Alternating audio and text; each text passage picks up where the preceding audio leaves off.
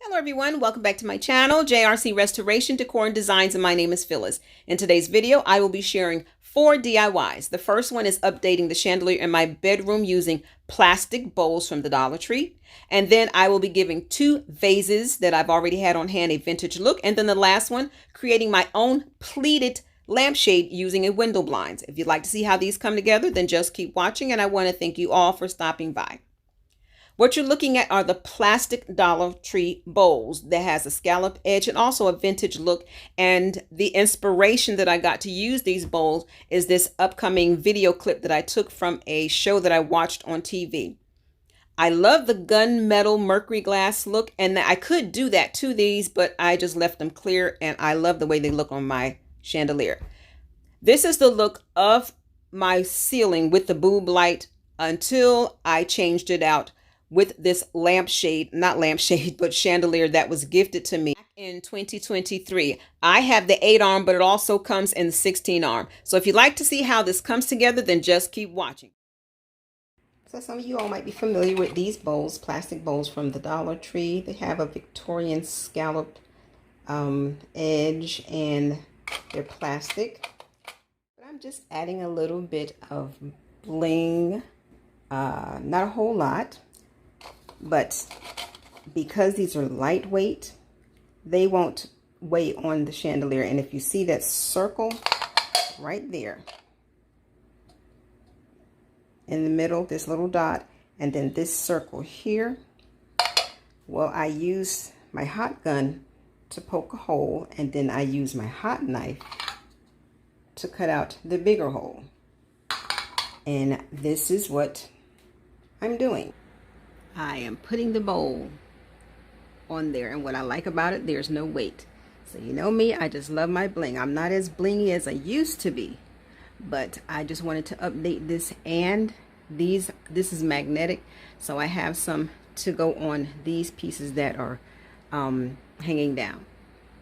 So I've cut the hole, and then all I have to do is lay it on top of that, and then put the little gold piece back on and the light bulb.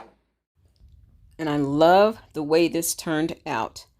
Again, the magnetic piece, you can buy that separately and then glue it to the crystal glass beads that you can purchase from Amazon.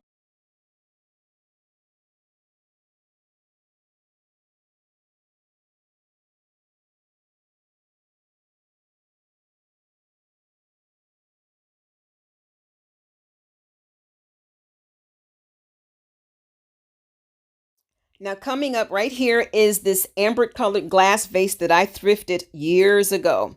I originally painted it with a glitter gold mixture, and this was back in my bling days. I mean, seeing everything I touched seemed like I wanted to bling it out with gold or silver. But then I painted it white, which is coming up when I was in my black and white and gray days. Now I will be changing it to a vintage look. So here it comes explaining what I'll be doing. This vase used to be gold. Not gold. Before it was gold, it was like an amber orange.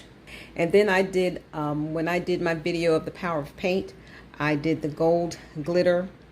You can see, well, can't see, but you can see the glitter specks. I've since painted it over with white.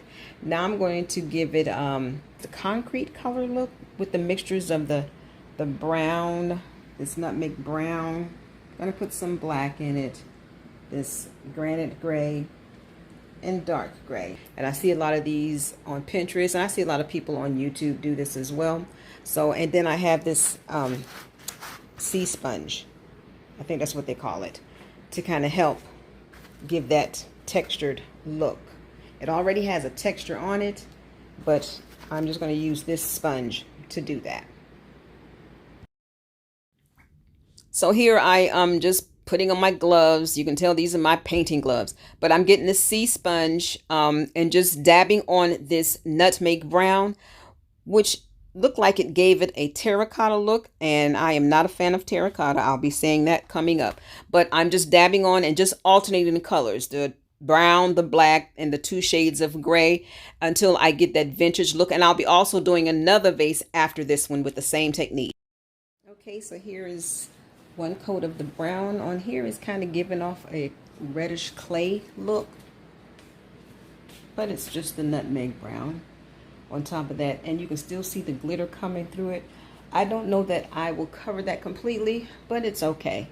So I think the next thing I'm going to put on it is the dark gray, since that's light, and then I'll go black, and then I'll go granite gray. So it's basically a dark color, light color, or no, it's light color, and this is darker, and then the black, and then this gray. I'm going to go ahead and do it instead of waiting for this to dry, because I kind of want the colors to kind of blend and mix together. Now, when you see the final look of this video, which will be a light gray, the tall vase that I will also be doing will look just like it. I'm going to share in here where this was originally dark when I thought I was going to finish it before I turned it light. I think I'm going to do the taller vase darker, so it can be two different colors instead of both of them being the same shade. You'll see what I'm talking about, and I'll explain it further down in the video. Okay, here is the black, and it's making that brown look terracotta from underneath. Terracotta was never ever my favorite color. I've never liked it, and I still don't. But it's beginning to look more and more like I want it to be. So once I put that gray, I think it's going to cover some more of this terracotta. The dark gray or the light gray is what I'm going to put on this next. I'm going to let this dry, this black, and then I'll start with the light gray, and then the dark gray, and then I might do some more specks. I have to get more inside there, but it's turning out to be what I want. Okay, here it is with the darker gray, and I'm liking this in here. So, and it looks like there's a touch of green in there, but it's not. So I'm going to put some more specks of black and brown, but it's coming out the way I'm envisioning. I got to get down in there more to cover that brown. Okay, here it is with the brown and black mixed in, and I like it, but I want a little lighter, so I put some parchment. Here it looks like cream. I'm going to mix it with this brown that's in here and see what I get. And if I don't like it, guess what? I can just cover it all up with black and start over. Let's see. I'm going to put some more brown in this here. So I'm trying to, I don't know what I know what I want. Like I said, I don't like terracotta, and I'm seeing terracotta. And this looks good, but there's a certain look I'm going for. So we're going to see if I can get it by putting some light spots on it. So here it is. This is what I thought would be the final look. Again, this is a clip done back in May of 2023, and I never uploaded the video, but this is what I thought was going to be the final look. And as I stared at it, it was like, oh, this is just too dark. And I wanted the light look that I previously had before adding this black to it. And this is what it looks like today coming up. So again, this was done back in May of 2024. And this is the look. But the darker one, the darker shade, I'm going to do that on the tall vase, but it's not like that now. But I will later on do it down the line, because I thought of even adding handles on the taller vase that you will be seeing that I will be making over coming up. And then here is a shot of where I styled it out on my island. And I did this when I thought I was going to be putting my house on the market. So I was kind of trying to practice how to stage my kitchen. So I put this up on the island. And what's coming up now is actually where it is sitting at the foot of my steps on a table.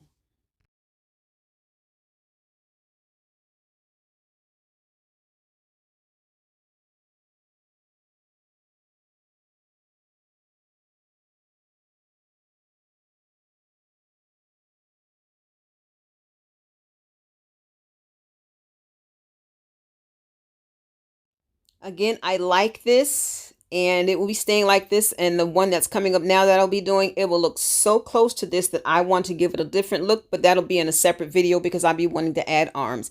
Now for the third DIY, my second vase. had for years. And I want to paint it, give it a vintage look. I got this from Walmart over, I'm going to say 20 years ago. And at the bottom it says it somewhere. Where is it? Okay, yeah, it's upside down. But Walmart. I'm basically doing the same thing that I did to the other vase. Well, a little different. I'm using a paintbrush on this. And I think I used the paintbrush on the other one. Just don't remember showing that.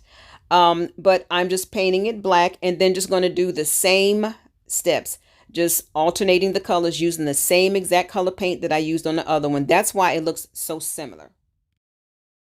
And these paints came from Walmart. The nutmeg brown, apple barrel, nutmeg brown, granite gray, and then concrete gray. And then again, the black paint is in the can, Rust-Oleum flat black paint. I'm just using an old rag because I didn't have a paper towel. And then later on, I'll be using a brush to kind of dab, a small paintbrush to kind of dab the paints and alternating the rag and the paint brushes. Okay, this is where the nutmeg brown is completed. Now, what I discovered on here is I did not sand the vase, and I should have, because that's why it maintained its glossy look. And you'll see that at the end of the video. Now, this is the granite gray, which is the darker gray, again by Apple Barrel. And all I did was take the rag and just dab it on. I'm not trying to do any kind of, there's no kind of technique. And I honestly don't think you really can make a mistake on this, except if you wanted a texture on it, sand it first if it's a glossy finish, and then use some baking soda, which I did not have.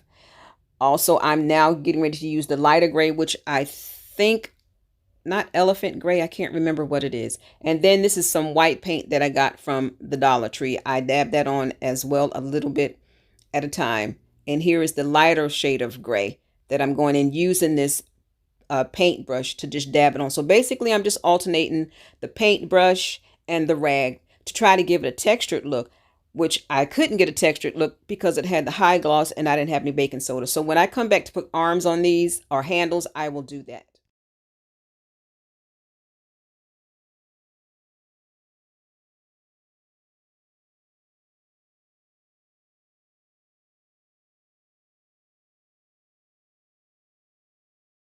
Okay, here it is.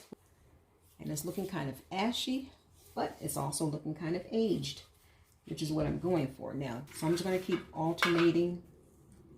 Let's see, here's some brown here. Let's see, put it on this rag, see what comes up. Okay, yep. That's giving me that aged. Come on. Yep, that's giving me that aged look. So I'm going to just go back and forth with the brown and black.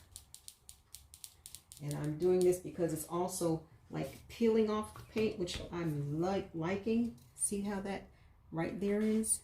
See if I can do that in some areas.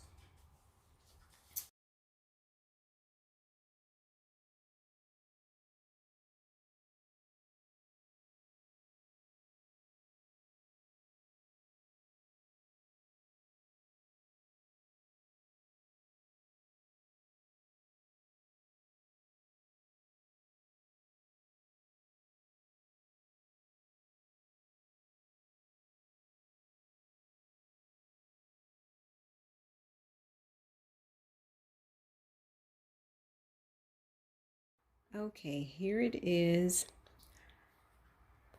I'm okay for right now. I like what it's doing here. It's making it look real old because some of the paint peel off and show the original brown, but it's missing the texture. So, and it has a gloss that I don't want on it, and that's only because I forgot to sand it. I like how the paint is peeling here because it makes it look aged and old. And I like the combinations of the paint. Like I said, I'm not really a terracotta girl. But this here is okay because it looks like it, you know, not rusted, but aged out in the sun. So I think I don't have any baking soda. So when I get some baking soda, I think I'm going to mix up the paint and I'm just going to, you know, do this all over again. Just come on top of it. But for right now, it's gonna work for me. So let me style it with the other one and put some greenery in here. And here it is styled out by itself with my thrifted greenery.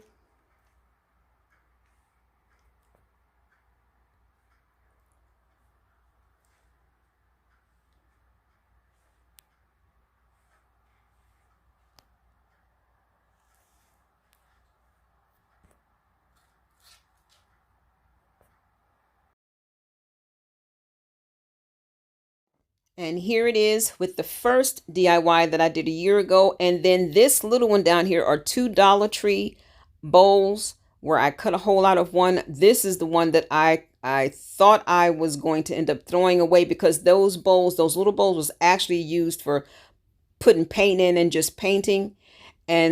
But the structure of the bowl was still put together nicely. So if you'd like to see that video, I'll put it in the description box below. Now for my last DIY.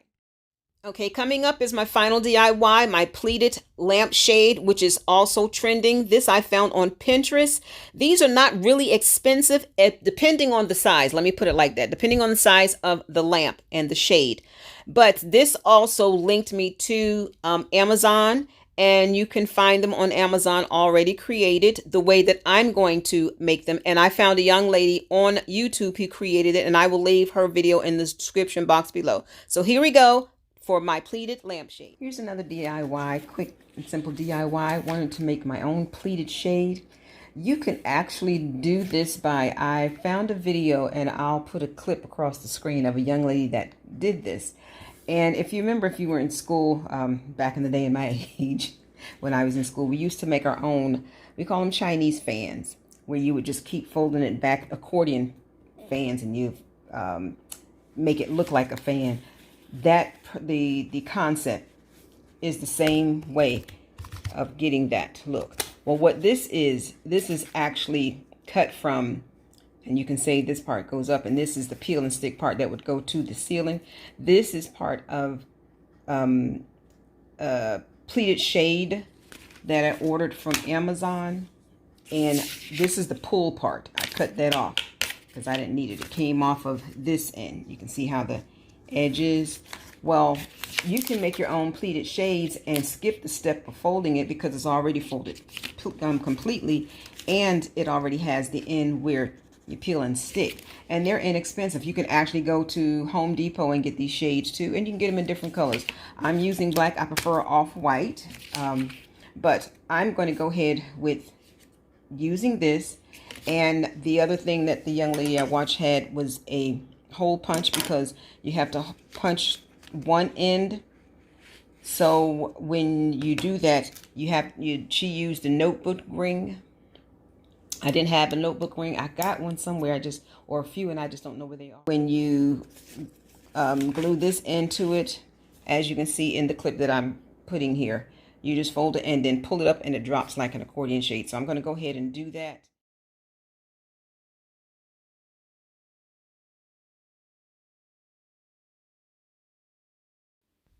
So here I am.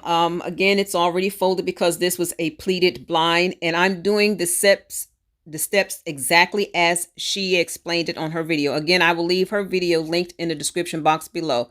And as I showed just a little bit ago, this can be done using all Dollar Tree products. You can get the Dollar Tree poster boards.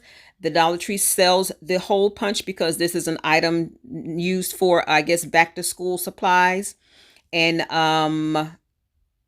let's see what else. I would say, I think they have double-sided tape. You know, when you have to bring them together and it makes a circle. I believe they have double-sided tape, but this can totally be done with all Dollar Tree items. Now here, because I did not have the notebook ring, I used the zip tie. Now here, the first time I tightened the zip tie too tight. It has to be like with the ring, the Dollar Tree ring. Here it looks like the little fan that I was explaining to you all. I pulled it apart here and connected it to make the circle, but I don't show where I actually clipped the zip tie and put a new one in. even with it together, and it wasn't hard, but it was just too tight because right here, when I brought it up to create the shade, in the middle right here, it was too bunched up. So I actually took it apart and I put a new zip tie in it, but I made sure it was loose so that the top can be perfect. And that's coming up now when I am showing you the reveal of what the pleated shade looked like. And I love the way it turned out. Now here it is, all finished, and I love the way it turned out. See how the top looks? It's all neat now because I put a new zip tie in there, and it is the perfect lampshade out of a peel and stick window blind. Didn't have to do the cording myself. And again, the blinds are very inexpensive. You can get them at Home Depot and they can come in different shades. Now, I could not put a light under this because it was too dark. So I'm getting ready to show you how I styled it out along with all of my other DIY. And here is my DIY. I call it a pinch pleat lampshade. Now, because this shade is so dark, the light won't come through because this blind is actually a blackout blind. But I'm going to show you how the light illuminates under this DIY milk glass lamp that I found thrifting.